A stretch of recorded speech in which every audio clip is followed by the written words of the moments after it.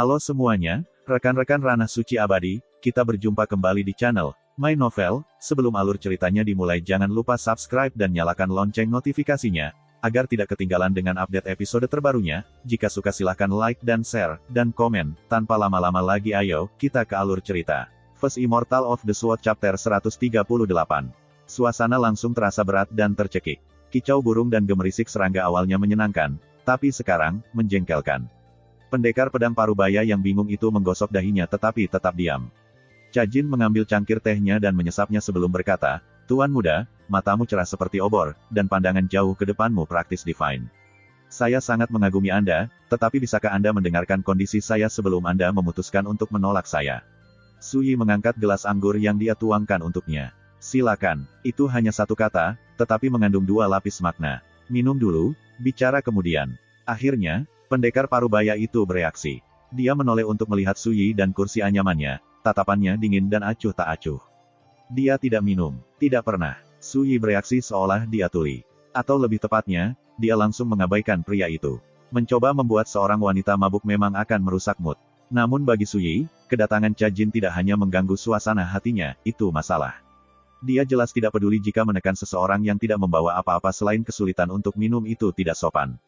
Cajin terdiam sesaat. Tiba-tiba, dia tersenyum cerah.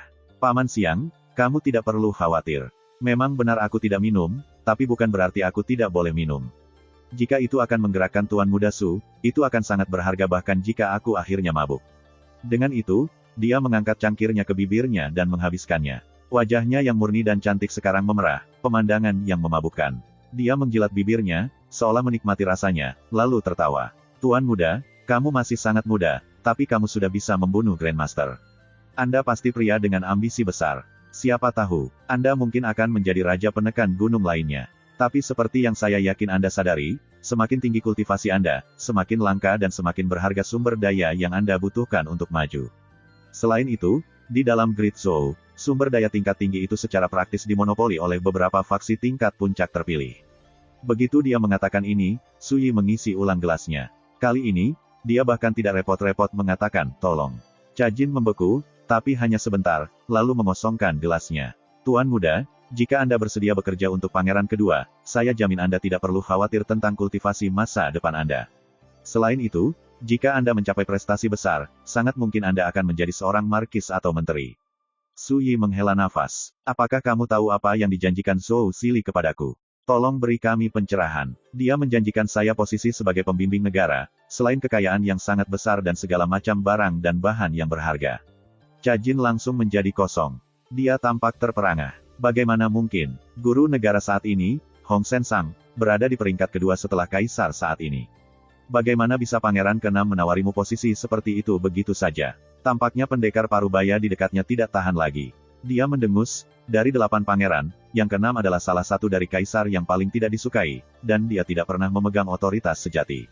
Statusnya di keluarga kekaisaran tidak seberapa jika dibandingkan dengan saudara laki-lakinya. Dia hanya berbicara omong kosong dan menjanjikanmu bulan. Apakah Anda benar-benar percaya padanya? Atau apakah Anda hanya dengan rakus mencoba memanfaatkan peluang untuk menghasilkan keuntungan? Pendekar Parubaya itu tampaknya memiliki pemahaman tentang cara kerja keluarga kekaisaran, dan dia terdengar sangat tidak senang. Dia menganggap Suyi memiliki motif tersembunyi untuk membuat pernyataan seperti itu.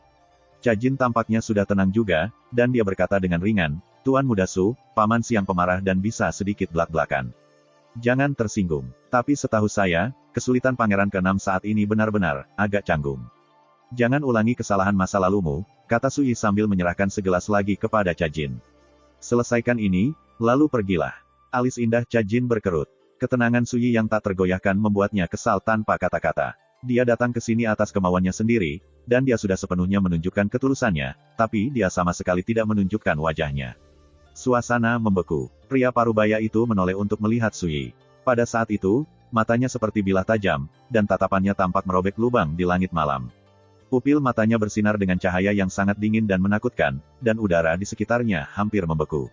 Suasana tiba-tiba begitu berat, mencekik. Ini adalah intimidasi seorang Grandmaster. Anak muda, memiliki ambisi yang tinggi itu baik, tetapi tidak menjadi sombong. Apakah kamu tidak tahu apa yang baik untukmu? Nona Cajin menghargai bakat Anda, itulah sebabnya dia mencoba merekrut Anda untuk tujuan kami, namun Anda tampaknya berpikir bahwa Anda adalah seseorang yang istimewa sekarang. Pendekar pedang setengah baya berbicara dengan dingin, kata-katanya kuat dan mengintimidasi. Tatapan Su Yi membeku. Mereka bilang kau bisa membunuh Grandmaster, tapi kakek tua yang kau bunuh di atas kapal menara menggunakan art terlarang yang menghancurkan diri sendiri bahkan sebelum kalian berdua bertarung. Dia sudah berada di ujung tali. Mata pendekar pedang itu bersinar dengan cahaya dingin dan jijik. Dan kamu baru saja memanfaatkan kelemahannya. Tatapan Cajin melesat ke sekitar. Dia tertawa dalam upaya untuk meredakan ketegangan. Paman Siang, Tuan Muda Su membunuh seorang Grandmaster. Bagaimana mungkin dia bisa menjadi orang biasa? Tentu saja dia luar biasa. Aku hanya mencoba memperingatkannya untuk tidak terlalu memikirkan dirinya sendiri, kata pendekar pedang parubaya itu dengan datar. Apakah kalian berdua tahu apa yang terjadi di lapangan latihan militer Qingding kemarin? Ekspresi Su Yi tetap acuh tak acuh sepanjang percakapan ini, dan tatapannya terfokus pada secangkir anggur yang dia tuangkan untuk Cajin. Lapangan latihan militer Qingding. Tidak, apa yang terjadi? Cajin tercengang, dan dia secara naluriah melirik pria parubaya itu. Dia mengerutkan alisnya. Mereka mengatakan seorang ahli misterius namun berkemampuan tinggi membunuh Qin Wenyuan dan putranya. Mengapa mengungkit itu? Cajin membeku sesaat, lalu berkedip. Tuan Muda Su, tentunya Anda tidak mencoba mengatakan bahwa Anda adalah ahli misterius yang membunuh Qin Wenyuan dan putranya. Dapatkan dalam satu, kata Su Yi. Dia mengambil cangkir dari meja dan menuangkannya ke lantai. Aku akan memberimu satu kesempatan terakhir. Keluar dari pandanganku sekarang juga, atau... Dia bangkit dari kursi anyamannya dengan senyum tipis. Atau kamu tidak akan pernah bisa keluar hidup-hidup. Meskipun dia tersenyum, itu tanpa sedikit pun emosi. Ekspresi Cajin berubah secara dramatis, dan dia mundur beberapa langkah ke belakang. Tuan Muda Su, teriaknya, jelas marah. Lelucon itu sama sekali tidak lucu. Dia secara alami tidak akan percaya bahwa dia adalah ahli misterius yang telah membunuh Qin Wenyuan. Tapi pendekar parubaya itu tidak bisa menahan tawa. Matanya melonjak dengan niat membunuh. Kalau begitu aku akan berterus terang juga, jika kamu menolak, untuk mencegahmu membocorkan identitas kami harus membunuhmu dan semua orang yang tinggal di sini. Jadi, mata Su Yi tidak membawa emosi apapun. Sepertinya aku benar-benar terlalu menyenangkan. Dia maju selangkah. Cajin tampak bingung. Tuan Muda Su, mengapa begitu keras kepala? Dentang. Dengung pedang terdengar saat Paman Siang menghunus pedangnya. Itu adalah pedang spiritual, dan saat keluar dari sarungnya, pedang itu tampak bergerak dengan petir ungu. Cahaya yang kuat menyengat mata. Pedang itu disebut, memantulkan ungu. Cai Yong, ahli pedang dari Jade Capital, telah memalsunya sendiri. Dengan melakukan itu, dia menghabiskan 81 jenis materi spiritual. Itu menduduki peringkat 33 di papan peringkat pedang terkenal Great Zhou. Dengan pedang di tangan, sikap Paman Siang berubah drastis. Dia mengesankan dan acuh tak acuh, dan auranya meluas di sekelilingnya, memenuhi langit. Kirim di bawah pedangku, atau mati. Pilihanmu, kata Paman Siang dengan dingin. Saat dia melihat ini, Cajin mundur, meninggalkan gazebo tanpa ragu. Namun, saat dia melihat Su Yi, tatapannya membawa sedikit rasa kasihan. Apakah ini benar-benar diperlukan? Kami mencoba melakukan ini dengan cara yang mudah. Mengapa bersikeras melakukannya dengan cara yang sulit? Dia hanya bisa menghela nafas pada dirinya sendiri. Menghunus pedangmu, di depan saya, tatapan Su Yi membawa sedikit rasa jijik. Dengarkan, dalam 3 gerakan, saya akan memotong pergelangan tangan kanan Anda, memaksa Anda berlutut, dan memenggal kepala Anda. Saat dia berbicara, kedalaman matanya bersinar dengan cahaya yang menakutkan dan menyeramkan. Tangan kanannya tertembak seperti pedang. Ceroboh, ekspresi Paman Siang menjadi gelap. Dentang, momentumnya yang telah lama terkumpul dan menjulang meledak dengan dengungan pedangnya yang rendah dan bergema. Wosh! Refleksi ungu membangkitkan bayangan pedang ungu yang hampir ilusi, yang melesat ke depan, menembus kegelapan seperti kilatan guntur yang tiba-tiba. Mata Cajin perih, dan hatinya dipenuhi dengan keterkejutan yang tak terlukiskan. Paman Siang adalah salah satu pakar top yang bekerja di bawah Pangeran Kedua, dan dia terkenal selama lebih dari 1 dekade. Thunder Flame Swordsmanship pernah mengejutkan semua orang yang menyaksikannya, dan bahkan sesama Grandmaster berseru atas kecemerlangannya. Dengan ilmu pedang seperti itu, bahkan serangan biasa mengungkapkan bantalan tak tertandingi dari Grandmaster Martial Dao. Tapi Su Yi bahkan tidak mengelak. Dia hanya mengulurkan tangan dan menyapu tangan kanannya. Gerakannya tampak sederhana dan bersahaja, namun ajaib seolah-olah dia menyapu awan dan menyingkapkan matahari. Ki pedang yang masuk dengan cepat langsung bergeser ke samping.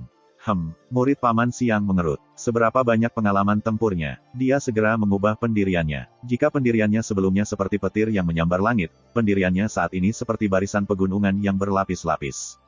Itu menyapu langit dan bumi, tanpa kelemahan yang jelas untuk dieksploitasi.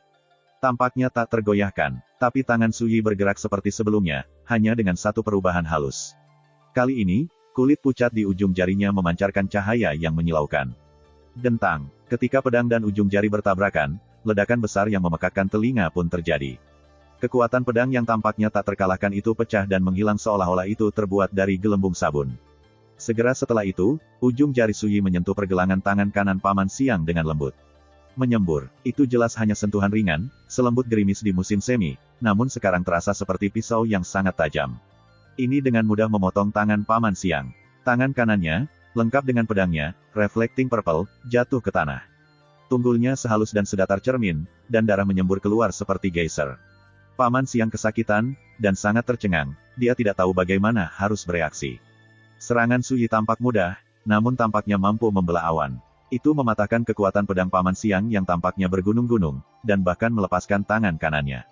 Bagaimana bocah ini bisa begitu menakutkan? Hampir secara naluriah, Paman Siang mundur secara eksplosif. Tapi saat itulah suara acuh tak acuh Suyi terdengar sekali lagi. Sekarang untuk serangan keduaku. Tangan kanannya tiba-tiba membentuk segel di udara. Dia memberi isyarat seolah menekan sesuatu. Dia seperti dewa yang memindahkan gunung atau menindas bangsa. Boom! Ledakan. Udara di sekitarnya meledak, seolah tidak bisa menahan gaya. Cahaya di sekitar telapak tangan Suyi tampak mengeras. Dia menekan, dan meskipun usaha Paman Siang untuk melawan, dalam waktu satu nafas, tekanan memaksanya berlutut dengan keras. Dia menghantam tanah dengan sangat kuat, tanah terbelah dengan suara keras yang terdengar. Semuanya terjadi terlalu cepat, dan terlalu mendominasi, seolah-olah Suyi hanya sedang memukul lalat. Kekuatan penekan ini begitu kuat, pertahanan Paman Siang hancur seperti kayu busuk. Ini, Paman Siang sangat terkejut dan marah hingga matanya hampir keluar dari kepalanya. Cajin tiba-tiba tampak pulih dari kebingungannya. Dia menjerit, "Jangan lakukan itu." Tapi sepertinya Suyi bahkan tidak mendengarnya. Jarinya seperti pisau, satu luka lembut, dan kepala Paman Siang terbang di udara. Dari awal hingga akhir, dia tidak bisa bereaksi, apalagi melawan.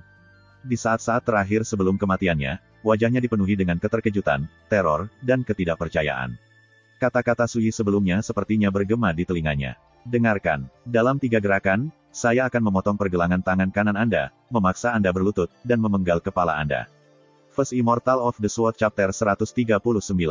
3 serangan, cepat dan efisien. Ketika dia melihat tubuh tanpa kepala Paman Siang tergeletak di genangan darah, mata indah Cajin membelalak bingung. Tidak disangka pedang api petir yang agung, Nan Wen Xiang, akan mati seperti ini, gumam Cajin. Sebelum kekuatan Dewa Suyi, otoritas besar dan latar belakang yang mengejutkan tampak seperti lelucon. Menghadapi seseorang yang membunuh dengan senyum tenang di bibirnya, seorang ahli agung yang memandang manusia sebagai semut, siapa yang tidak akan takut? Inilah yang mereka sebut, menolak bersulang dan malah dipaksa mengambil penalti, kata Suyi. Dia meluruskan pakaiannya dan meletakkan tangannya di belakang punggungnya. Tatapan tenangnya beralih ke arah Cajin. Tidakkah menurutmu begitu, Tuan Muda Su? Anda tidak mendapatkan apa-apa dari ini, dan segalanya akan hilang. Cajin menghela nafas panjang. Mungkin, di matamu, Grandmaster Dao Pedang seperti Nan Wen Xiang bahkan tidak layak disebut. Anda mungkin bisa melenyapkan seseorang seperti dia tanpa usaha apapun. Tapi jangan lupa, Yang Mulia kedua berdiri di belakangnya. Dari para pangeran, dia memiliki harapan terbesar untuk naik tahta. Menjadi musuhnya tidak berbeda dengan menjadi musuh dengan setengah dari dinasti Zhou Agung. Saat dia berbicara, dia melirik Suyi, tetapi yang membuatnya heran, dia tidak melihat apa-apa selain ketidakpedulian dalam tatapannya. Sepertinya dia melihat yang lain tidak lain hanyalah semut. Berapa banyak orang yang perlu Anda bunuh untuk mencapai mentalitas seperti itu? Hentikan tindakan itu, kata Suyi, entah dari mana. Aku khawatir sebagian besar tanggung jawab atas kematian orang bodoh ini ada padamu. Jika saya tidak salah, pilihan Anda untuk mengunjungi saya malam ini bukan karena Anda ingin merekrut saya, tetapi karena Anda ingin meminjam tangan saya untuk mengeluarkan orang ini. Apakah saya benar? Cajin membeku, lalu bertanya dengan bingung, apa yang membuatmu mengatakan itu? Suyi tersenyum dan mengambil pedang, refleksi ungu, tergeletak di dalam genangan darah. Dia melangkah menuju Cajin. Tuan Muda Su, kamu. Ekspresi Cajin berubah drastis, tapi sebelum dia bisa berbicara, Suyi dengan santai mengayunkan pedangnya. Bes, bayangan pedang itu seperti kilat, sangat cepat. Jika Nan Wen Xiang belum mati, kemungkinan besar dia tidak bisa memblokir serangan ini. Namun cahaya yang tidak wajar melintas jauh di dalam mata Cajin. Dia kabur, meninggalkan bayangan di belakangnya saat dia menghindari pedang dengan sehelai rambut. Dia segera muncul kembali sekitar 50 kaki jauhnya. Kamu bahkan akan menyerang seorang wanita. Tuan Muda Su, Anda benar-benar keras hati. Cajin menggigit bibirnya dan mencengkeram dadanya, tampak menakutkan. Namun, matanya yang menawan tidak menunjukkan tanda-tanda teror. Sebaliknya, dia terlihat sangat licik. Tidak berpura-pura lagi, Su Yi mengambil pedangnya dan tersenyum tipis. Sepertinya aku tidak bisa lepas dari tatapan tajammu. Jika saya terus bertindak, bukankah saya hanya akan mengundang ejekan Anda? Cajin tersenyum dengan matanya. Dia tampak sangat mempesona, dan bahkan dalam pakaian pria, setiap gerakannya benar-benar memesona. Dia adalah penggoda yang mengerikan di kalangan wanita, setiap gerakannya cukup menawan untuk mencuri jiwa seorang pria. Tapi ini tidak berhasil pada Su Yi. Dia berkata tanpa ekspresi, karena kamu sudah tahu kamu mengundang ejekan, berhentilah dengan mantra pesona yang kasar dan memalukan itu. Aku benci tidak lebih dari trik-trik kecil yang berlebihan dan genit. Mengapa? Di masa lalunya, dia memutuskan 9 ekor roh rubah itu. Alasannya sederhana, Su Xuanjun membenci tidak lebih dari mereka yang menyalahgunakan sihir pesona. Kecantikan sejati harus unik dan luar biasa dalam segala hal, mulai dari temperamennya hingga mentalitasnya, dan dia harus terlihat alami. Untuk yang benar-benar cantik, tidak perlu kecerdasan. Ini adalah jenis kecantikan yang benar-benar menggerakkan hati dan menyenangkan indera. Jika Anda memiliki pesona bawaan, itu secara alami membuat Anda menjadi kecantikan terbaik. Tetapi bahkan di antara klan rubah, tidak hanya semua orang yang memiliki bakat itu adalah 1 dari 10.000. Apakah Cajin cantik? Dia memang kecantikan yang langka. Tapi di mata Su Yi, sihir pesonanya tidak berguna seperti menambahkan kaki pada ular. Dia seperti seorang wanita yang jelas-jelas cantik bahkan tanpa makeup, namun untuk beberapa alasan bersikeras untuk merias wajah yang tebal dan norak di sekujur tubuhnya. Ini hanya merusak daya tariknya yang sudah ada sebelumnya. Cajin tercengang, dan ekspresinya berubah tak menentu. Beberapa waktu berlalu sebelum dia akhirnya berkata, jadi kamu melihatku sejak lama. Katakan padaku, mengapa meminjam tanganku untuk membunuhnya? Su Yi tidak mau repot-repot membuang kata-kata lagi. Dia baru saja mencoba mengeksploitasinya, tidak ada yang akan dalam suasana hati yang baik setelah itu. Aku tidak akan berbohong padamu. Pangeran kedua menugaskan Nan Wenxiang untuk mengawasiku. Saya khawatir jika saya tidak melenyapkannya, dia akan mengungkapkan rahasia saya. Mata indah Cajin tenang, dan dia tiba-tiba tenang dan nyaman, tanpa jejak kegenitannya sebelumnya. Tiba-tiba, matanya bersinar dengan cahaya dingin. Dia melanjutkan, ketika Nan Wenxiang tiba di ibu kota prefektur tadi malam, saya sudah memutuskan untuk membunuhnya, yang menyebabkan ini. Dia baru tiba tadi malam. Tanya Su Yi sambil berpikir. Tidak heran dia tidak tahu tentang apa yang terjadi di lapangan latihan militer Qingding. Tetapi jika Anda ingin membunuhnya, mengapa menggunakan saya untuk melakukannya? Cajin menekan bibirnya menjadi senyuman. Jika saya melakukannya sendiri, pasti akan menimbulkan gangguan yang sangat besar, dan pasti akan menimbulkan komplikasi. Tapi itu berbeda untukmu, Tuan Muda Su. Anda baru saja menyebabkan kegemparan yang sangat besar, tetapi orang-orang telah turun tangan untuk menutupinya untuk Anda. Jadi, saya yakin tidak akan ada dampak untuk dibicarakan selama Anda yang membunuh Nan Wenxiang. Oh, kata Su Yi. Kamu agak licik. Anda tidak hanya meminjam pisau untuk membunuh musuh Anda bahkan berencana untuk membuat saya mengambil risiko, menyingkirkan ancaman laten lainnya dalam satu gerakan. Cajin mengedipkan matanya dan terkikik. Jika kamu marah, bagaimana kalau aku membalasmu dengan tubuhku? Su Yi mencibir. Anda, seorang wanita yang mencoba-coba mantra pesona. Anda pikir Anda layak menghabiskan malam di tempat tidur saya, menikmati kebersamaan dengan saya. Hina, wajah cantik Cajin berganti hijau dan putih, dan matanya dipenuhi rasa malu dan marah. Dengan kecantikannya, bahkan pangeran kedua mengeluarkan air liur di atasnya. Yang harus dia lakukan hanyalah mengaitkan jarinya, dan talenta muda tampan yang tak terhitung jumlahnya akan menyerbunya seperti ngengat ke nyala api. Dia tidak pernah dihina seperti ini sebelumnya. Apa maksudnya? Tidak layak. Apa yang dia maksud? Tercela. Cajin sangat marah hingga dia merasakan dorongan untuk menghancurkan tengkorak Su Yi. Dia belum pernah bertemu pria yang begitu tidak tertarik pada pesona femininnya. Beberapa waktu berlalu sebelum dia menahan amarahnya dan berkata, Tuan Muda Su, saya tahu Anda marah, tetapi hanya ada 2 jalan di hadapan Anda sekarang.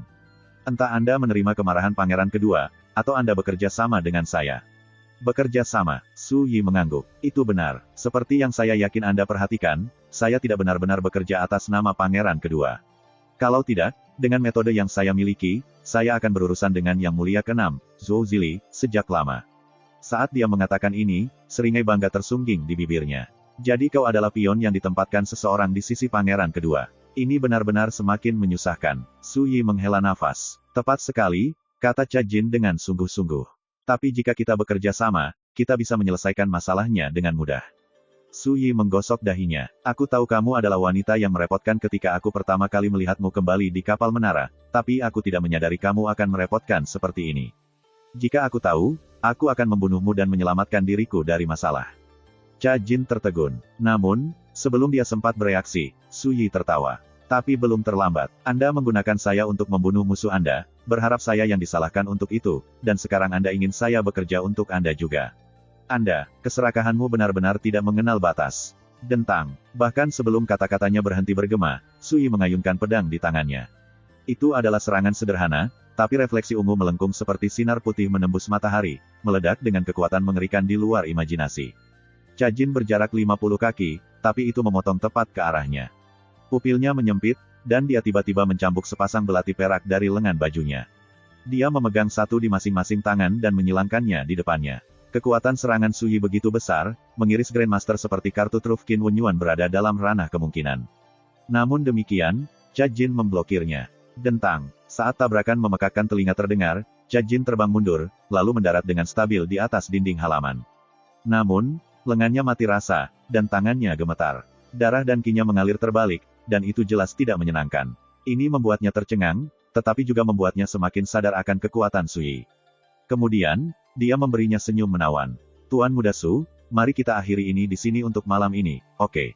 Saya akan berkunjung lagi setelah saya memikirkan cara yang baik untuk menebusnya untuk Anda.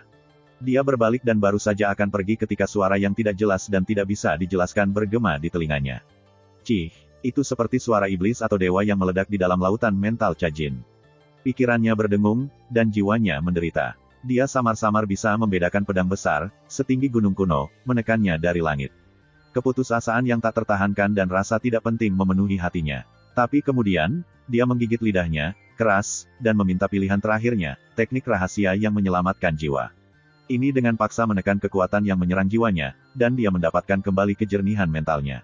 Ketika dia memulihkan bidang pandang penuhnya, dia melihat bahwa Su Yi yang jauh sudah mengayunkan pedangnya dengan maksud untuk membunuh.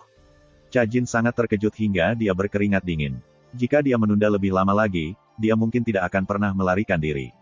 Dia secara alami tidak berani ragu. Dia segera berbalik dan melarikan diri. Swoosh! Sinar cahaya pedang melesat ke arah punggungnya. Cha Jin merasakan hawa dingin di punggungnya saat bagian belakang bajunya robek, memperlihatkan kulit seputih suet. Kulitnya yang putih menonjol di antara kegelapan langit malam. Namun, serangan itu tidak membelah tubuhnya. Tepi tajam serangan itu hanya menyapu punggungnya. Garis samar berdarah muncul, menyebar langsung ke lekukan tulang punggungnya. Ah! Teriakan kagetnya terdengar. Kemudian, Su Yi memperhatikan saat dia menarik jubahnya, yang hampir hancur, mendekat. Su Yi berdiri di atas tembok halaman, mengawasinya melarikan diri dengan panik. Terlepas dari dirinya sendiri, dia sedikit terkejut. Cha Jin ini benar-benar menetralkan invasi mantra pedang jiwa Void hebat. Tampaknya kekuatan yang dimiliki wanita ini lebih besar dari yang saya bayangkan, katanya. Itu agak menarik. Su Yi berhenti sejenak, lalu tertawa. Dia ingin memanfaatkanku, Su Xuanjun. Dia pikir dia bisa menjadikanku kambing hitamnya. Saya tidak peduli siapa dia, dari mana asalnya, atau siapa yang mendukungnya. Aku akan membuatnya membayar harga untuk apa yang telah dia lakukan. Saat dia berpikir, dia berbalik dan melompat dari dinding. Magang Senior Su, kamu tidak mengalami masalah, kan? Feng Xiaofeng, Feng Xiaoran, dan Huang Qianjun ada di sana untuk menyambutnya. Merekalah yang mengalami masalah, tawa Su Yi. Huang Qianjun berseru, Kakak Su, sepertinya ada yang salah dengan latar belakang Cha Jin.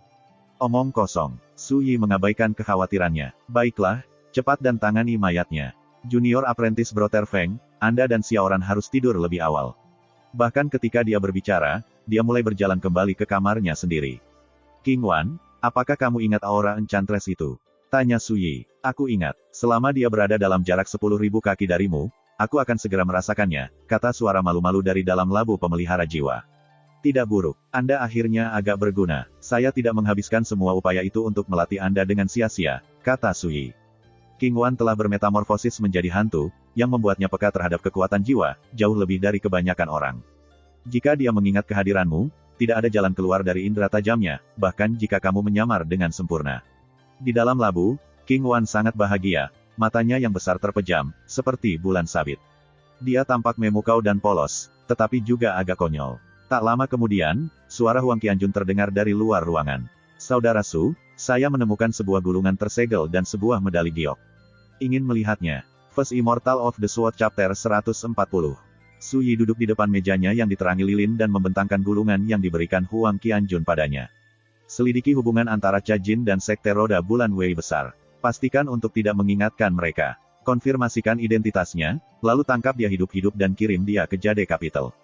Jika Anda memerlukan bantuan lebih lanjut, ambil medali giok ini dan lanjutkan ke tanah tuan kota. Qin Wenyuan pasti akan memberimu bantuannya. Adapun urusan saudara laki-laki keenam saya, Anda tidak perlu terlibat. Gulungan ini sangat rahasia. Bakar segera setelah membacanya. Ketika dia mencapai ujung gulungan, Su Yi menghela nafas. Dia benar-benar merepotkan. Ada lebih dari 100 negara biasa di benua Azure. Zhou Agung hanyalah salah satunya. Zhou Agung memiliki 2 negara tetangga, Wei Agung, dan Qin Agung. Dari mereka, Qin besar adalah yang paling kuat. Zhou Agung dan Wei Agung sama-sama cocok, dan ketegangan serta konflik sering terjadi di antara mereka. Itu tanpa henti dan sepanjang tahun. Qin besar selalu puas dengan menyaksikan tetangganya bertarung di antara mereka sendiri. Bagaimanapun, konflik mereka hanya akan menguntungkan Qin besar. Sekte Roda Bulan Wei besar. Latar belakang Cha Jin benar-benar tidak sederhana. Kemungkinan besar dia adalah agen yang ditempatkan Wei Agung untuk memantau pangeran kedua. Juga, ternyata Qin Wenyuan bekerja untuk pangeran kedua. Kalau begitu, tidak masalah aku membunuh Nan Wenxiang. Kematian Qin Wenyuan sepertinya cukup untuk membuat pangeran kedua melihatku sebagai musuhnya. Su Yi merenung dalam diam. Kaisar Zhou Agung saat ini memiliki 8 putra dan 3 putri. Kedelapan putranya semuanya memiliki nama yang menarik. Desas-desus mengatakan bahwa pengajar negara Hong Sensang menamai mereka dengan 8 trigram, Qian, Kun, Zhen, Sun, Kan, Li, Gen, dan Dui. Semua nama mereka berbagi karakter, Si. Jadi, pangeran keenam adalah Zhou Zili, sedangkan pangeran kedua adalah Zhou Zikun. Tapi siapa yang peduli masalah apa yang dia timbulkan? Jika dia memprovokasi saya akan membunuhnya dan menyelesaikannya. Setelah beberapa saat, Su Yi dengan santai merobek gulungan itu, tatapannya tenang dan jauh. Konflik dunia duniawi juga merupakan bentuk pelatihan. Mereka yang hidup terpisah dari dunia duniawi menghadapi cobaan dan kesengsaraan alam, sedangkan mereka yang hidup di dunia itu menghadapi cobaan dan kesengsaraan hidup manusia. Keduanya sangat diperlukan. Dia, Su Xuanjun, telah bereinkarnasi di sini. Bagaimana mungkin dia takut akan gelombang yang dihasilkan dari konflik manusia? Dia mengesampingkan pikiran itu, dan seperti biasa, dia memulai rutinitas kultivasinya yang membosankan dan melelahkan. Malam berangsur-angsur semakin dalam. Di luar gang botol, jalanan remang-remang. Seorang lelaki tua yang turun-turun berdiri di pintu masuk gang, mengintip ke dalam. Kedalaman gang botol got gelap, dan dia tampak agak ragu-ragu. Rambut dan janggut sang sesepuh tidak terawat, dan pakaian Rami lusuh dan penuh lubang. Tubuh besar pria itu kurus, layu, dan kurus, dan ketika dia berjalan, punggungnya agak bungkuk. Dia tampak seolah-olah mendekati akhir umurnya. Setelah beberapa saat, dia tiba-tiba berbalik, lalu berjalan ke pedagang kaki lima yang menjual pangsit di pinggir jalan. Aku mau mangkuk. Dia duduk secara acak. Penjualnya, pria kurus dan bugar, mulai bekerja dengan kecepatan tinggi. Tak lama kemudian, dia menyajikan kepada pelanggannya semangkuk pangsit panas yang mengepul. Tetapi lelaki tua itu tidak makan, dan matanya yang keruh tiba-tiba menjadi sayu. Seorang murid dari Deadbringers Gate telah tenggelam begitu rendah, dia harus menghidupi dirinya sendiri dengan membuat pangsit. Sekte itu benar-benar semakin menyedihkan. Ekspresi pria kurus itu berubah drastis. Dia meletakkan sendok supnya dan melarikan diri.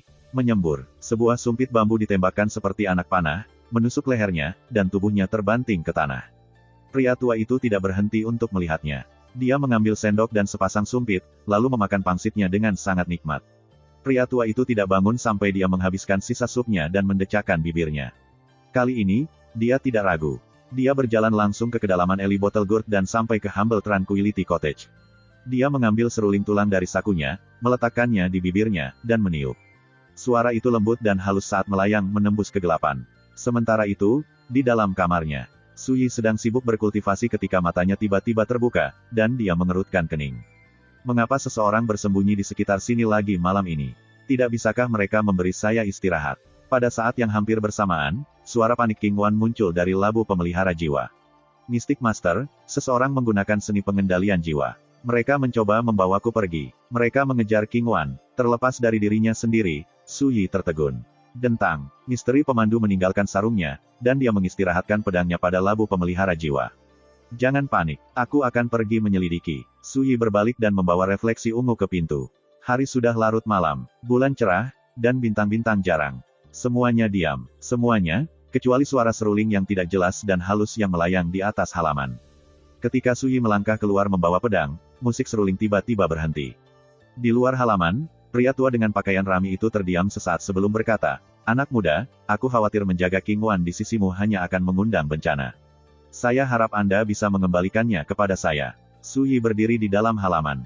Kemudian, entah dari mana, dia bertanya, "Apakah kamu Wang Yunqi?" Ekspresi dingin muncul di wajah lelaki tua itu. "Tampaknya kaulah yang membunuh muridku yang tidak layak, Wu Ruoqiu." Mereka berbicara melalui gerbang utama yang tertutup rapat. Tidak ada yang bisa melihat satu sama lain, tetapi suasana langsung dipenuhi ketegangan. "Kamu sendiri bilang dia tidak layak. Membunuhnya sama dengan melakukan kebaikan untuk orang biasa." Saat Su Yi berbicara, dia bersandar diam-diam di dinding halaman. "Lupakan, saya akan kembali lagi di lain hari," kata lelaki tua berbaju rami itu. Namun, segera setelah itu, Su Yi melesat seperti anak panah yang terlepas dari busurnya, melompati dinding halaman dalam sekejap. Tapi yang mengejutkannya, bahkan ketika suara lelaki tua itu bergema di sepanjang gang, lelaki itu sendiri sudah menjadi kabur di kejauhan. Dia sudah lama meninggalkan Bottle Gourd Alley. Orang tua itu sebenarnya cukup berhati-hati. Su Yi menekan keinginan untuk mengejar. Dia khawatir ini adalah pengalihan, taktik untuk memancing harimau keluar dari gunungnya.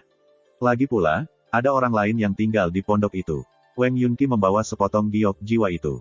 Mungkin, dia menggunakannya untuk merasakan kehadiran King Wan dan menemukan kita. Saat Su Yi berpikir, dia berbalik dan kembali ke kamarnya. Wang Yunqi dan Wu Ruoqiu adalah master dan magang. Ketika mereka mengkhianati gerbang Deathbringer, mereka membawa 3 harta bersama mereka, giok jiwa misterius, sebuah gulungan yang merinci metode rahasia untuk membesarkan Ghoul Worms, dan labu pemelihara jiwa. Dari mereka, gulungan, labu, dan King Wan semuanya berada di bawah kendali Wu Ruoqiu ketika Su Yi pertama kali bertemu dengannya. Ketika Wu Ruoqiu meninggal, mereka jatuh ke tangan Su Yi. Satu-satunya hal yang hilang adalah giok jiwa misterius. Kemudian, selama berada di Mother Ghost Ridge, dia mengetahui dari mantan rekan sekte Wang Yunqi bahwa King Wan pernah tertidur di dalam batu giok itu. Asal-usul giok masih menjadi misteri hingga hari ini. "Aku hanya khawatir tentang bagaimana aku akan menemukanmu, orang tua. Sekarang, Anda telah pergi dan mengantarkan diri Anda langsung ke pintu saya. Ini bekerja juga. Begitu saya mendapatkan batu giok jiwa, saya mungkin bisa mengungkap beberapa petunjuk tentang asal-usul King Wan." Su Yi yakin bahwa, selama dia menjaga King Wan di sisinya, dia tidak perlu khawatir Wang Yunqi menghilang padanya. Ketika dia kembali ke kamarnya, dia menyimpan misteri pemandu, lalu berbisik kepada gadis di dalam labu, "Semuanya baik-baik saja. Tuan Mistik, apakah orang-orang dari gerbang Deathbringer datang mencari kita?" Suara malu-malu King Wan muncul dari labu. "Itu benar," kata Su Yi. "Kamu harus waspada untuk sementara waktu. Jika Anda menemukan sesuatu yang tidak biasa, segera beritahu saya." Di luar Alley Bottle Gourd, seorang penjual pangsit tergeletak mati di pinggir jalan. Sebuah sumpit telah menusuk lehernya, membunuhnya. Seorang pria berjongkok di samping mayatnya, memandangnya, lalu mengerutkan kening. Wang Yunqi yang biadab itu. Dia bahkan membunuh bawahan yang telah kami awasi. Jangan bilang dia sudah merasakan bahayanya. Pembicara yang pucat, berwajah pucat, dan acak-acakan adalah salah satu pelindung Dharma dari cabang kerajaan Deathbringer's Gate, Old Man Lungrod Chu Silang. Dia mengambil lilin darah dari lengan bajunya, meletakkannya di bawah hidungnya, dan mengendus. Mata segitiganya langsung bersinar dengan cahaya hijau yang memuakkan. Kemudian, dia bangkit dan melangkah ke Bottle Gourd Alley. Dia tidak berhenti sampai tiba di Humble Tranquility Cottage. Keningnya berkerut bingung. Mengapa orang tua bebal itu tinggal di sini, hanya untuk pergi lagi segera sesudahnya. Ketika dia melihat bahwa gerbang tertutup rapat, dia ragu-ragu sebentar, tetapi pada akhirnya, dia diam-diam menyelinap pergi. Saat dia meninggalkan gang botol, Chu Silang tertegun. Dia melihat sekelompok pengemis berjongkok di samping mayat penjual kurus itu, dengan penuh semangat mengobrak-abrik barang-barangnya. "Kamu melihat mayat sebagai kesempatan untuk menghasilkan keuntungan. Itu hanya gaya Deathbringer's Gate." Chu Silang tertawa, lalu berbalik untuk pergi. Tapi tak lama setelah dia pergi, salah satu pengemis, seorang lelaki tua, berbisik pelan, "Apakah kamu melihat wajahnya dengan jelas?" Yang lain segera menjawab, "Ya, saya melihatnya dengan jelas. Sepertinya dia salah satu dari 3 target kita. Akhirnya kita menemukan petunjuk. Aku akan menyerahkan uang orang mati itu padamu. Aku akan pergi untuk mengklaim hadiah kita." Pengemis tua itu bangkit, lalu kabur. Larut malam itu, di sebuah manor bobrok yang sudah lama ditinggalkan di suatu tempat di kota, seorang wanita cantik tersenyum di altar yang baru saja dia bangun. Tingginya sekitar 3 kaki, dan alasnya seluruhnya terbuat dari tulang lengan seputih salju. Ada 9 tengkorak, masing-masing berkilau dengan cahaya berdarah, tersusun di atasnya. Di samping masing-masing tengkorak berdiri panji pemikat jiwa hitam. Jika bukan karena pemimpin cabang menawarkan kita begitu banyak sumber daya yang berharga, tidak mungkin kita bisa membuat formasi Spirit Bound Blood Course ini, kata wanita cantik itu dengan lembut. Nyonya mayat, Liu Xianglan. Memiliki formasi ini memberi kita kartu as di dalam lubang, kata pria berjubah Taois lusuh itu dengan anggukan. Taois keseimbangan darah. Grandmaster tingkat kedua. Saat mereka berbicara, tiba-tiba mereka mendengar ketukan lembut dari gerbang. Tak lama kemudian, Patua Lungrot, Chu Silang, masuk. Pertama, dia menatap dada bangga Liu Xianglan dengan mesum. Kemudian, begitu dia puas, dia tertawa. Saya secara kasar mengunci keberadaan Wang Yunqi. Jika saya tidak salah, kemungkinan besar dia akan kembali ke halaman tertentu di Battleground Alley dalam waktu dekat. Siapa pemilik halaman itu? Tanya Taois keseimbangan darah. Chu Silang menggelengkan kepalanya. Saya tidak yakin. Saya khawatir tentang mengingatkan target kami, jadi saya tidak mengorek terlalu dalam. Besok pagi, aku akan meminta beberapa bawahan kita untuk menyelesaikan masalah ini. Mata Taois keseimbangan darah berkilat. Mulai besok, aku akan berjaga-jaga di luar gang botol. Selama Wang Yunqi muncul, saya akan memastikan bahwa dia tidak mungkin melarikan diri. Penatua Taois, bukankah Anda mengatakan akan menemukan salah satu petinggi kota untuk membantu kami? Apakah dia setuju untuk memberikan bantuannya? Tanya Liu Xianglan. Dia tidak melakukannya. Taois keseimbangan darah menghela nafas panjang, dan dia terdengar agak sedih. Baru kemarin, Gubernur Prefektur Qin Wenyuan dibunuh. Akibatnya, faksi terkemuka kota lainnya menjadi tegang dan gelisah. Itu juga cukup mengejutkan bagi teman lama saya. Dia tidak mau terlibat pada saat ini. Chu Silang tertawa. Tidak masalah apakah dia membantu atau tidak. Itu hanya Wang Yunqi. Dengan bergabungnya kita bertiga, kita bisa mengalahkannya dengan mudah. Tapi Liu Xianglan tertegun. Gubernur prefektur dari semua orang dibunuh. Apakah Anda tahu siapa yang melakukannya? Taois keseimbangan darah menggelengkan kepalanya. Aku tidak yakin, tetapi mereka mengatakan itu adalah ahli yang tinggi. Bahkan petinggi kota tidak berani mengungkapkan identitasnya. Singkatnya, situasi di Cluedriver Prefectural Capital akhir-akhir ini tidak jelas dan tidak pasti. Badai akan datang, dan kita tidak boleh berlama-lama di sini. Begitu dia membuat pernyataan ini, dia menunjuk ke altar tulang putih. Tutupi itu, dan jangan biarkan siapapun mengetahuinya. Satu-satunya target kami dalam ekspedisi ini adalah Wang Yunqi. Setelah kami menemukannya, kami akan segera pergi. Chu Silang dan Liu Xianglan keduanya mengangguk. First Immortal of the Sword Chapter 141. Malam ini tidak ditakdirkan untuk ketenangan. House of Prosperity, ruang makan pribadi. Ketika Madame Chuyun melihat pesan yang baru saja diterimanya, wajahnya berseri-seri. Yang mulia, orang-orang saya telah mengkonfirmasi laporan ini. Hanya 1 jam yang lalu, seseorang yang mereka curigai adalah Patua Lungrot, Chu Silang, terlihat di dekat gang botol. Dia kemudian menjelaskan laporan itu secara rinci. Zhuge King juga tampak jauh lebih santai. Dia langsung bangkit. Aku akan pergi melihatnya. Dengan itu, dia berbalik dan langsung pergi. Battleground Alley, tunggu, bagaimana aku bisa lupa? Bukankah itu tempat tinggal Suyi? Nyonya Chuyun tiba-tiba bertepuk tangan. Dia baru saja akan memperingatkan Zhuge King ketika dia menyadari dia sudah pergi. Lupakan, itu selalu yang terbaik untuk menghindari masalah, terutama ketika anak Suyi itu terlibat. Jika saya tidak harus terlibat, saya tidak akan melakukannya. Ekspresi wajah cantik Madame Chuyun berubah tak menentu. Memikirkan 2 insiden berdarah yang terjadi di Istana Gunung dan Sungai membuatnya frustrasi dan suasana hatinya buruk. Sementara itu, di salah satu bar setempat, Zhang Yiren berkata dengan sungguh-sungguh, Markis, saya sudah menyelidikinya. Tuan muda Su saat ini tinggal di sebuah tempat bernama Eli Bottle God. Markis Spirit Martial, Chen Zeng, mengangguk. Bagus, aku akan mengunjunginya besok. Siapkan tanduk rusa Blue Flame tingkat 4 itu untukku. Kami tidak bisa datang dengan tangan kosong. Zhang Yiren tertawa. Aku sudah lama menyiapkannya untukmu. Benar, Markis, kamu baru saja kembali dari Blue River Sword Manor. Apakah Anda mendapat untung? Chen Zeng berkata, saya memang menemukan beberapa bibit bagus, tetapi sesuatu yang tidak terduga telah terjadi dengan Mu Changtu. Tidak terduga, Mu Changtu berencana untuk melepaskan posisinya dan mengasingkan diri di pegunungan untuk membenamkan dirinya dalam Dao Pedang. Dia tidak akan lagi melibatkan dirinya dalam konflik duniawi. Chen Zeng sedikit mengernyit. Mereka bilang dia kalah dari seorang pemuda yang sangat kuat, tapi sepertinya tidak ada yang tahu siapa ahli muda ini. Zhang Yiren tersentak. Mereka mengatakan pedang Blue River Mu Changtu dapat meratakan separuh kota, dan fondasinya sangat dalam. Dia sudah terkenal begitu lama, namun dia benar-benar kalah. Yang tak terkalahkan adalah, dan akan selalu, langka. Ekspresi Chen Zeng tenang dan serius. Ambil leluhur bela diri Xiantian. Sekuat apapun mereka, siapa di antara mereka yang berani menyatakan diri tak terkalahkan? Adapun ERT Immortals, semuanya pasti mengatasi cobaan dan pertumpahan darah yang tak terhitung jumlahnya sebelum melangkah ke Origindao. Dia berhenti, lalu menghela nafas ringan.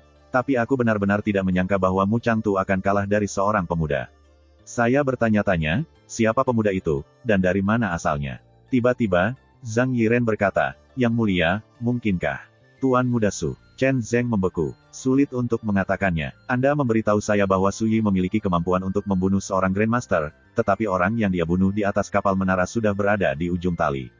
Su Yi menang, tapi dia melakukannya dengan memanfaatkan situasi.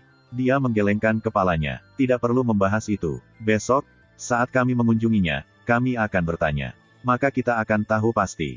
Gelombang penggerus pasir, rumah bordil yang sangat terkenal di ibu kota prefektur. Cajin duduk di kamar pribadi, terbatuk-batuk hebat.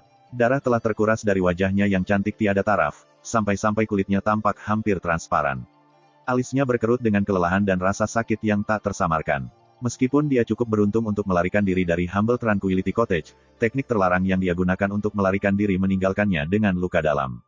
Seorang pemuda tampan berjubah merah berdiri di sampingnya. Dia berkata dengan penuh kebencian, Su Yi itu terlalu kejam.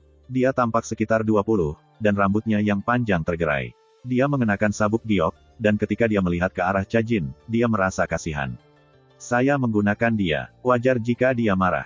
Cajin menarik napas dalam-dalam, lalu berkata dengan teror yang berkepanjangan, tapi aku tidak pernah menduga bahwa aku akan bertemu seseorang yang begitu menakutkan di daerah terpencil seperti ibu kota prefektur Clue Driver Zhou besar. Pemuda berjubah merah terdiam sesaat. Apakah menurutmu dia seperti King Jin? Apakah dia pewaris tanah suci nomor 1 Zhou Agung, sekte pedang naga tersembunyi juga? Mata indah Cajin terfokus. Dia menggelengkan kepalanya. King Jin juga berada di alam akumulasi Qi, tetapi dengan kekuatannya, dia paling banyak bisa berhadapan langsung dengan Grandmaster.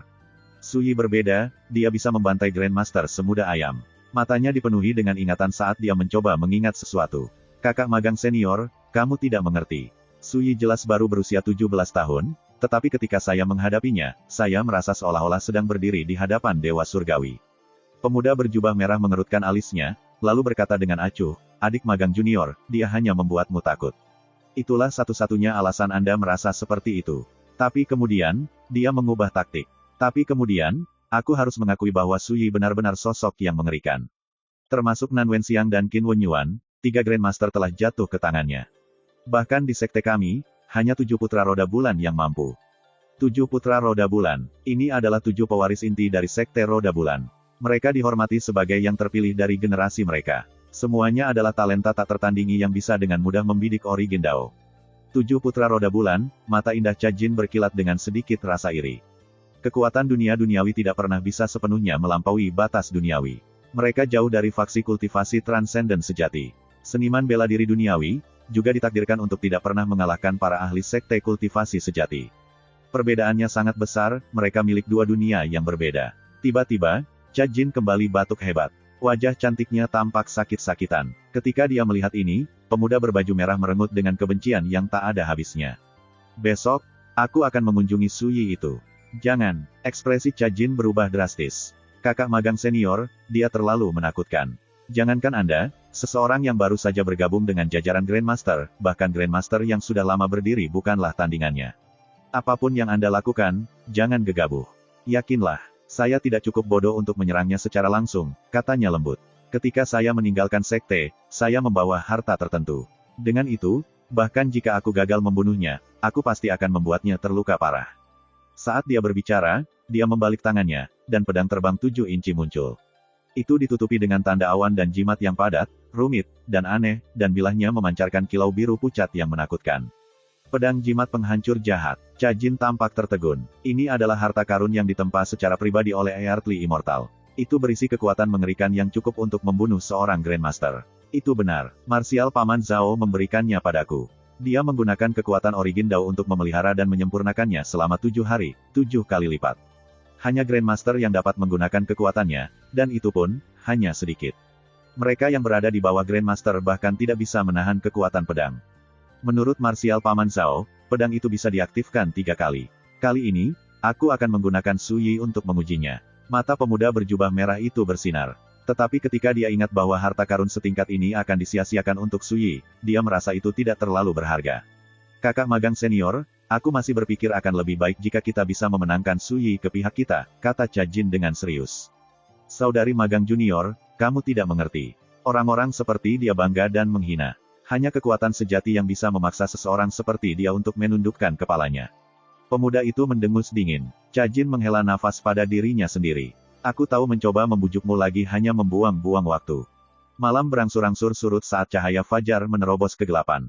Di luar Eli Bottlegourd, Penatua Taois, kami sudah bertanya pada tetangga. Satu-satunya penghuni kediaman itu adalah sekelompok remaja.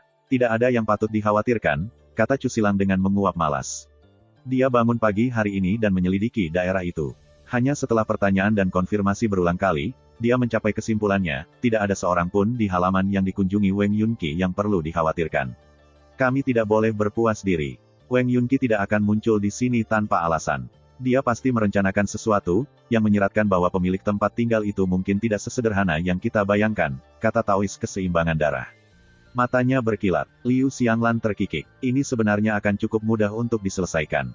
Saya akan pergi ke halaman terlebih dahulu dan membaca kemampuan dan latar belakang para pemuda itu. Jika mereka lawan yang sulit, kami akan segera mundur. Jika tidak, kita tinggal menempati kediaman dan menunggu mangsa datang kepada kita. Wang Yunqi pasti akan kembali. Taois keseimbangan darah ragu-ragu sejenak, lalu mengangguk setuju. Itu juga akan berhasil. Jika seorang ahli yang cukup untuk mengancam mereka benar-benar bersembunyi di antara para pemuda itu, mereka tidak akan dapat menyentuh Wang Yunqi bahkan jika dia muncul. Jadi, bagaimanapun, taruhan terbaik mereka adalah memahami situasinya terlebih dahulu. Taois keseimbangan darah memerintahkan, bersikaplah sopan. Jangan salah memberikan kesan bahwa kami sedang mencari masalah. Dengan itu, dia melangkah ke Bottlegourd Alley. Cusilang dan Liu Xianglan bergegas mengejarnya. Ketika dia sampai di gerbang Humble Tranquility Cottage, Taois keseimbangan darah berhenti untuk menyesuaikan pakaiannya. Dia menempelkan senyum hangat dan lembut di wajahnya, lalu mengulurkan tangannya dan mengetuk pintu. Siapa ini? Suara Huang Qianjun terpancar dari dalam halaman. Taois keseimbangan darah tersenyum. Saya tinggal di dekat sini, dan tadi malam, seorang penjual pangsit dibunuh di luar Eli Bottlegourd. Saat ini saya bertanya di sekitar lingkungan untuk melihat apakah saya dapat mempelajari sesuatu tentang si pembunuh. Dia juga tidak berbohong, karena orang yang membunuh pedagang kaki lima itu tidak lain adalah Wang Yunqi. Sementara itu, di dalam halaman, Huang Qianjun melirik gazebo tempat Suyi beristirahat. Mata Suyi sedikit menyipit. Baru tadi malam dia membunuh Nan Wenxiang dan mengirim Cha Jin melarikan diri ketakutan. Wang Yunqi muncul tak lama kemudian. Rangkaian peristiwa ini memberitahu Suyi bahwa Humble Tranquility Cottage tidak akan begitu tenang dalam waktu dekat, tetapi dia tidak akan menduga bahwa lebih banyak orang akan datang mencarinya pagi-pagi begini. Junior Apprentice Brother Feng, kamu dan Xiaoran harus kembali ke kamarmu, kata Suyi. Kemudian, dia melambai ke Huang Qianjun, menandakan bahwa dia harus membuka gerbang. Dia sebenarnya ingin melihat siapa yang muncul kali ini. Berderak, pintu terbuka. Tatapan Huang Qianjun menyapu 3 orang yang berdiri di luar. Dia dalam hati serius, tetapi di luar, dia tersenyum. Jadi kamu tetangga kami. Bolehkah aku menanyakan namamu? Bisakah kita bicara di dalam? Taois keseimbangan darah mengepalkan tinjunya dan tersenyum hangat. Huang Qianjun balas tersenyum dan tertawa terbahak-bahak. Maafkan sikapku yang buruk. Silakan, masuk ke dalam. Saat dia berbicara, dia memimpin Taois dan teman-temannya masuk. Dan ini adalah, Taois keseimbangan darah segera melihat Suyi duduk-duduk di bawah gazebo di kursi anyamannya. Itu tuan muda kami, kata Huang Qianjun lembut. Oh, Taois keseimbangan darah berjalan, lalu berhenti tepat di luar gazebo dan menyapa Suyi sambil tersenyum.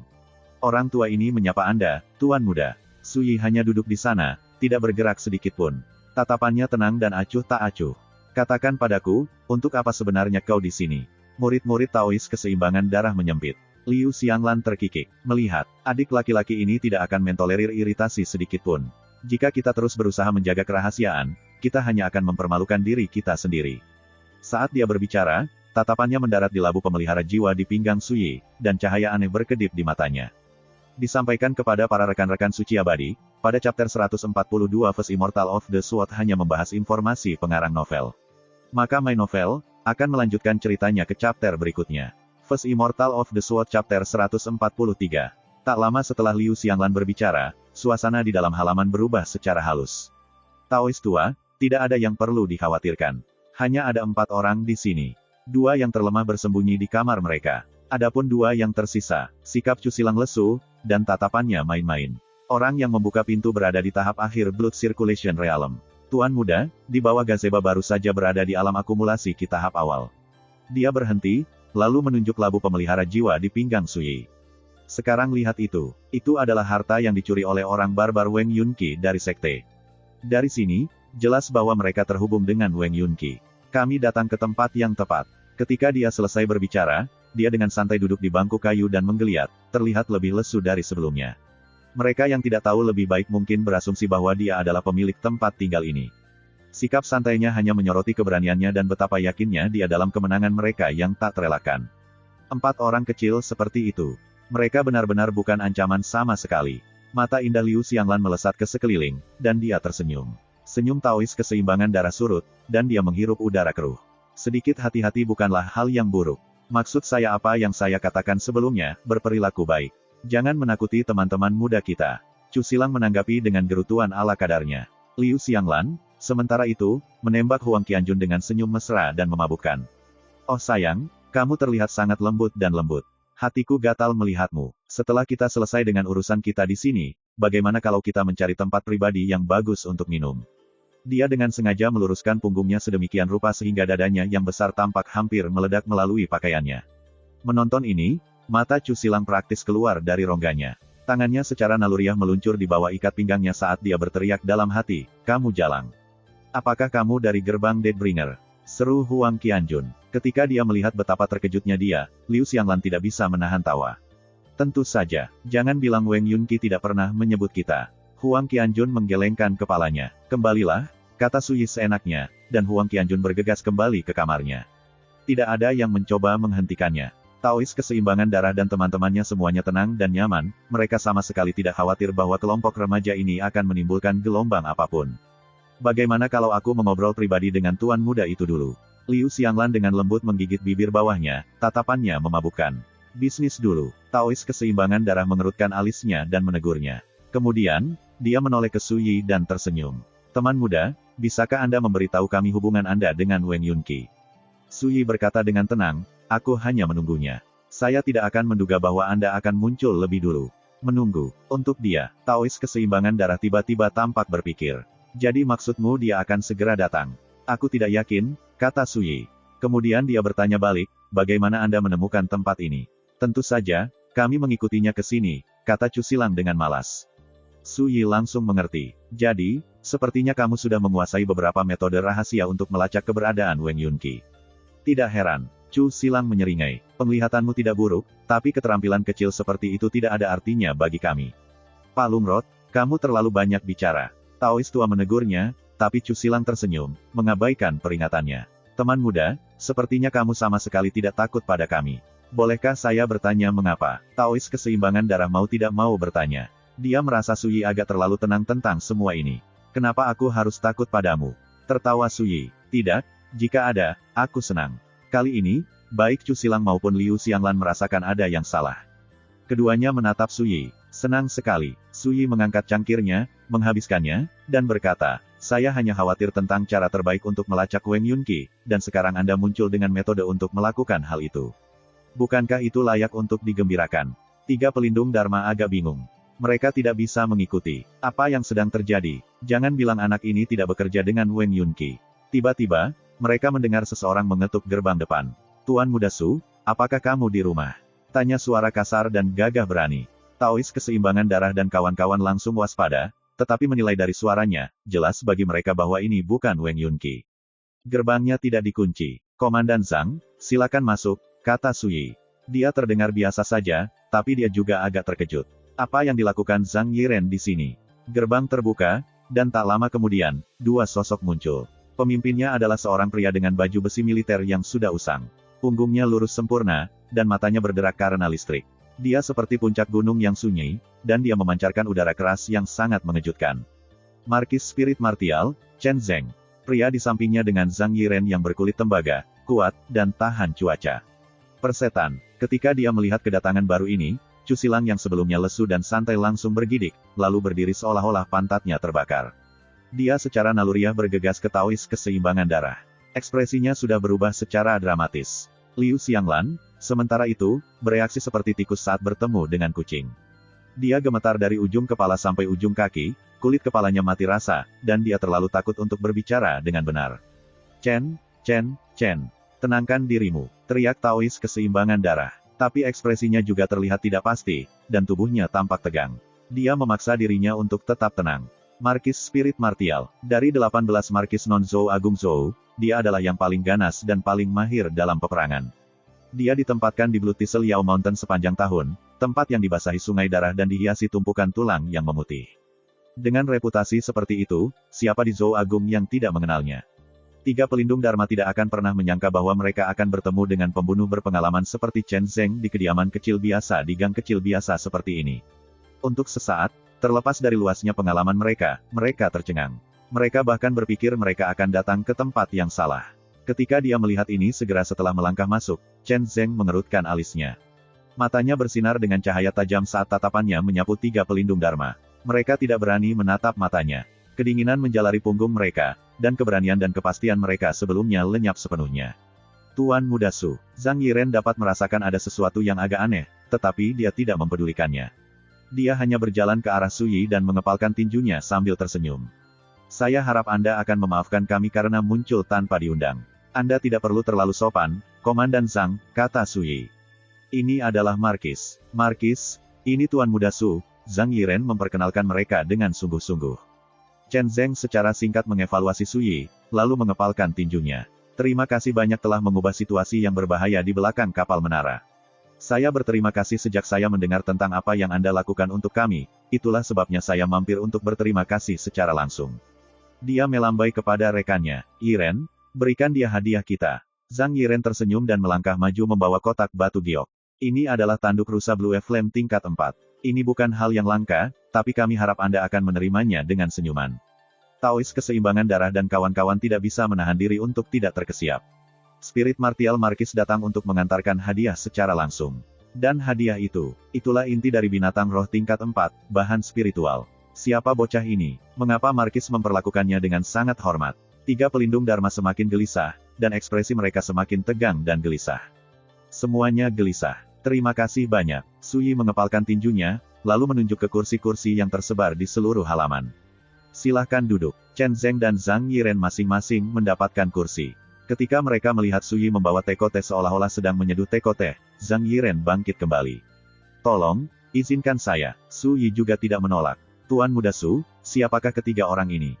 Chen Zeng melirik Taois keseimbangan darah dan teman-temannya. Mereka bertiga langsung gemetar, semuanya tegang dan gelisah saat mereka mempersiapkan diri untuk berperang. Mereka dari gerbang Deathbringer, kata Su Yi dengan santai. Aku baru pertama kali bertemu mereka. Dia terdengar santai, tapi suasananya langsung tegang. Mata Zhang Yiren berkilat dengan cahaya dingin. Chen Zeng, sementara itu, duduk seolah-olah semua ini normal, tetapi matanya bersinar dengan cahaya halus namun menakutkan, seperti listrik yang berderak. Yang mulia Chen Zeng, kami di sini bukan untuk membuat masalah bagi Tuan Muda. Kami hanya menyelidiki keberadaan Wang Yunqi. Taois keseimbangan darah menarik napas dalam-dalam, lalu berkata dengan muram. Tuan Muda Su juga bisa membuktikannya. Su Yi tertawa. Saat ini saya membutuhkan bantuan mereka untuk menemukan Wang Yunqi. Kami baru saja mendiskusikan itu. Alis Chen Zeng menyatu sedikit. Tuan Muda Su, bolehkah saya bertanya siapa Wang Yunqi itu? Pengkhianat gerbang Deathbringer, kata Su Yi seenaknya. Dia memiliki sesuatu yang saya butuhkan. Chen Zeng samar-samar mulai mengerti.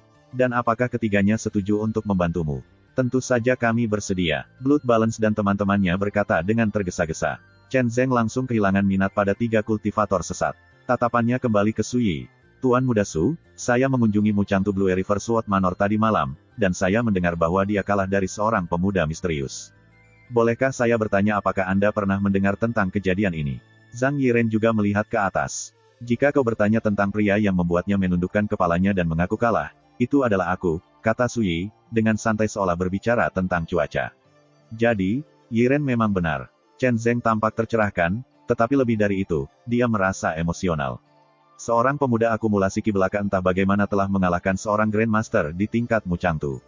Tentu saja dia tertegun, dan tidak mengherankan jika setelah kekalahan ini, Muchangtu akan memilih untuk melepaskan posisinya. Kekalahan ini jelas merupakan pukulan besar baginya. Tuan Muda Su, saya terus harus merevisi pendapat saya tentang Anda, puji Zhang Yiren dengan rasa hormat yang dalam.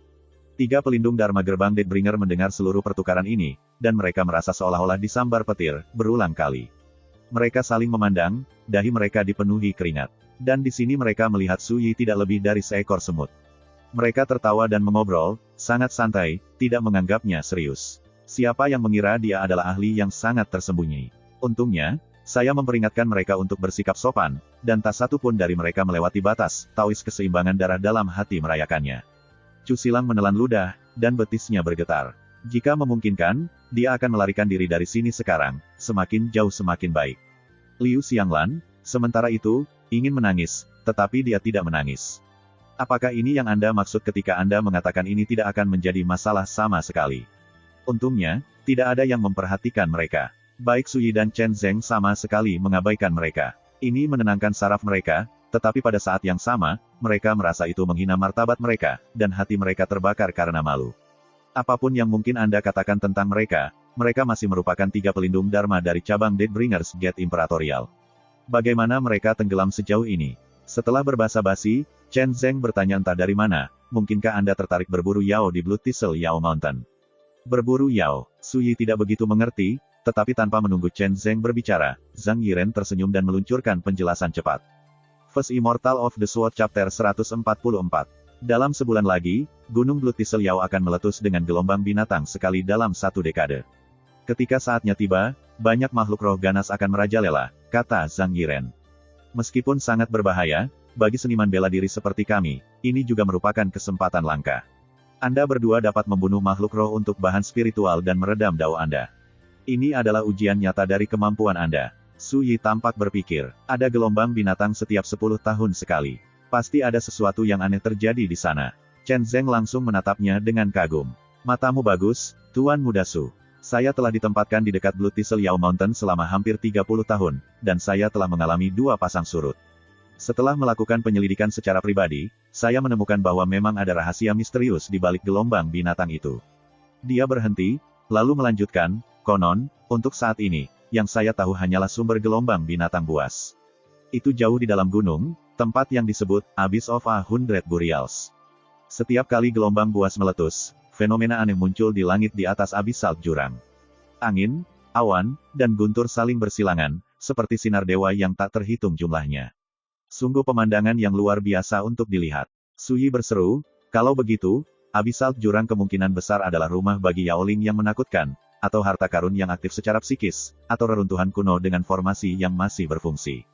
Sulit untuk mengatakan yang mana. Terlepas dari dirinya sendiri, Chen Zeng tampak terpana. Dia berseru, saya membaca dengan teliti buku-buku kuno yang tak terhitung jumlahnya untuk mengungkap informasi itu.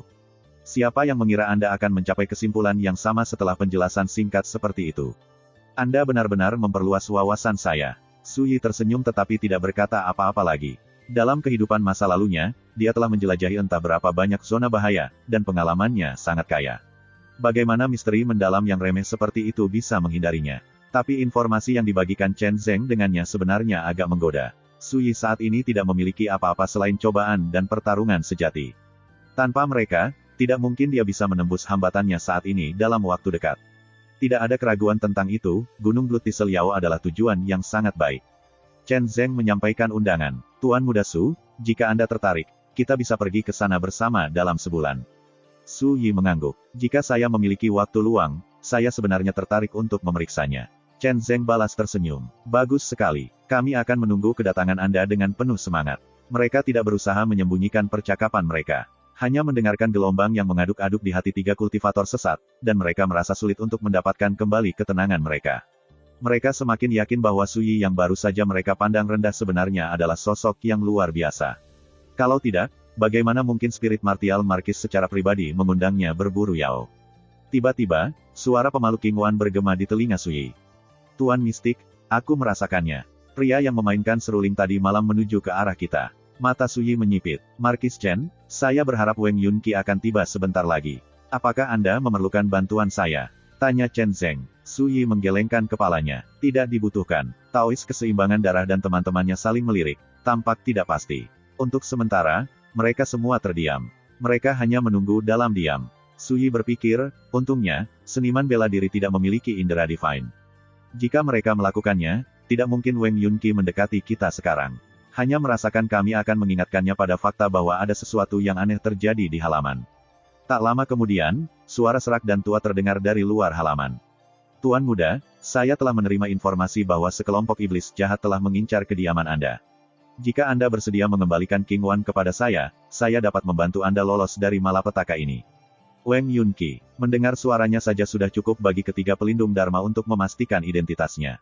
Tapi lebih dari itu, yang mengejutkan mereka adalah bahwa Suyi tidak hanya memiliki labu pemelihara jiwa, dia juga membawa King Wan bersamanya. Gerbangnya tidak dikunci. Masuk untuk mengobrol, kata Suyi dengan tenang. Pria di luar gerbang terdiam. Beberapa saat kemudian, pintu diam-diam dibuka oleh celah. Suyi melesat seperti kilat, dan dengan satu lompatan eksplosif, dia mendarat di atas dinding halaman. Ini buruk. Wang Yunqi tampak terkejut, tetapi dia bereaksi dengan cepat dan berbalik untuk melarikan diri. Dentang. Saat Suyi menyerang, guiding misterius muncul dari sarungnya dan membelah udara. Bayangan pedang, seperti ilusi atau kilat, meledak dengan kecepatan yang mengerikan. Dentang. Pedang pemecah perunggu muncul di tangannya, tetapi meskipun dia memblokir serangan Suyi, dia dikirim terbang, dan energinya mengalir terbalik. Ekspresinya berubah. Sungguh anak yang kuat, tapi Wang Yunqi memiliki banyak pengalaman tempur. Dia memanfaatkan recoil untuk meluncur keluar dari gang. Di belakangnya, seringai tersungging di bibir Suyi. Dia mendecakkan lidahnya. Cih. Suaranya mengandung kehalusan yang unik untuk mantra pedang jiwa kekosongan besar, dan pedang dewa yang tampaknya ditempa dari gunung purba yang tanpa ampun menusuk jiwa Wang Yunqi. Boom! Ledakan. Jiwa Wang Yunqi menderita, dan semuanya menjadi gelap. Dia terhuyung ke belakang dan hampir jatuh. Tepat ketika dia akan berjuang, dia merasakan tangan melingkari tenggorokannya. Seorang seniman bela diri akumulasi Ki Puncak, itu saja. Jika saya tidak khawatir tentang Anda melarikan diri, Anda tidak akan layak menggunakan sutra pedang jiwa Void besar untuk menekan. Saat suara tenang Suyi bergema di telinganya, Wang Yunqi meronta dengan panik, tapi tidak ada gunanya. Dia langsung merosot, lalu berkata dengan getir, aku tidak akan pernah menduga bahwa pemuda akumulasi Ki tahap awal akan begitu kuat. Suyi mengerahkan kekuatan melalui jarinya, dan Wang Yunqi langsung tenggelam dalam ketidaksadaran. Suyi membawanya kembali ke pondok semudah dia ayam. Ini, ketika mereka melihat seberapa cepat Suyi menangkap Wang Yunqi, Taois keseimbangan darah dan rekan-rekannya merasa merinding di hati mereka. Mereka semakin gelisah. Puncak alam akumulasi Ki. Seseorang seperti itu bukan apa-apa bagi Tuan Muda Su. Chen Zeng menggelengkan kepalanya. Bam! Suyi melempar Wang Yunqi ke tanah. Dalam hati, dia santai. Dia selangkah lebih dekat untuk mendapatkan giok jiwa. Tapi kemudian, dia sepertinya merasakan sesuatu, dan kepalanya terangkat. Meskipun dia tidak tahu kapan dia sampai di sana, dia melihat sosok tinggi kurus dengan rambut seputih salju berdiri di atas dinding. Dia tanpa hiasan dan anggun, wajahnya yang cantik tak tertandingi sedingin es. Dia memiliki longsword diikat ke punggungnya. Berdiri di sana, dia seperti peri dari tundra yang luas, halus dan terpisah. Ketika dia melihat situasi di dalam halaman, alisnya yang halus berkerut. Ini benar-benar limbah keji dari para pelaku kejahatan. Chen Zeng bangkit dan berkata dengan heran, bukankah kamu tetua Akademi Asal Surga, Su Guqing? Si cantik berambut salju melotot dingin. Markis Chen, bukankah kamu ditempatkan di Blood Thistle Yao Mountain? Apa yang kamu lakukan di sini, duduk di samping orang-orang bidat dari gerbang Deathbringer ini? Kata-kata dan nadanya jelas tidak sopan. Sepertinya dia benar-benar mencurigai Markis Spirit Martial bergaul dengan gerbang Deathbringer. Sementara itu, mata Suyi berkedip dengan cahaya aneh. Jadi ini masternya Wen Lingzhao. Penampilannya benar-benar menonjol dari keramaian. Dia cantik langka, dan sepertinya dia memiliki bakat garis keturunan bawaan. Kalau tidak mungkin auranya sedingin ini. Oh, sekarang aku memikirkannya, wataknya sebenarnya sangat mirip dengan Wen Lingzhao. Tidak heran dia menerima Wen Lingzhao sebagai muridnya. Penatua Su, ini salah paham. Zhang Yiren mencoba menjelaskan, Markis dan saya di sini untuk mengunjungi Tuan Muda Su. Kami kebetulan bertemu. Aku sudah menonton dari gang selama ini, Su Guqing dengan dingin memotongnya. Jika kamu tidak berada di pihak mereka, mengapa kamu tidak langsung membunuh mereka? Mengapa Anda menghabiskan begitu banyak waktu berbicara dengan mereka? Alis Chen Zeng berkerut karena tidak senang. Saya telah menghabiskan hidup saya di medan perang, bekerja tanpa lelah atas nama Zhou Agung. Aku tidak suka bergaul dengan orang rendahan yang tidak bereputasi seperti gerbang Deathbringer. Jika Anda ingin membuktikan hal itu sederhana. Yang harus Anda lakukan adalah membunuh mereka. Lakukan sekarang, dan aku akan mempercayaimu, kata Su Guqing, tatapannya acuh tak acuh. Lucu, apa perlunya aku membuktikan diriku padamu? Chen Zeng tertawa dingin. Dia tidak senang. Ya, kecurigaan Su Guqing wajar saja. Siapapun yang menyaksikan adegan ini akan mencurigai hal yang sama. Tetapi Zhuge King menolak untuk mendengar penjelasan mereka, dan sikapnya kuat dan mendominasi, seolah-olah dia tidak memikirkan apapun tentang Markis. Tentu saja Chen Zeng marah. Penatua Su, bisakah kamu keluar dulu dari tembokku? Su Yi juga mengerutkan alisnya karena tidak senang. Ini adalah pondok Humble Tranquility, rumahnya, namun seseorang berdiri di temboknya dan menghukumnya. Di sepatunya, siapapun pasti tidak senang. Tatapan jernih Zhuge King setajam pedang. Tatapannya menyapu ke arahnya. Seorang kultivator sesat belaka berani begitu kurang ajar. Aku akan membunuhmu dulu. Satu kalimat, dan dia sudah melabeli Su Yi sebagai bidat dari gerbang pembawa kematian. Chen Zeng dan Zhang Yiren terdiam. Mereka sangat marah, mereka hampir tertawa. Orang macam apa yang membuat tuduhan begitu enteng, dan dengan begitu sedikit bukti.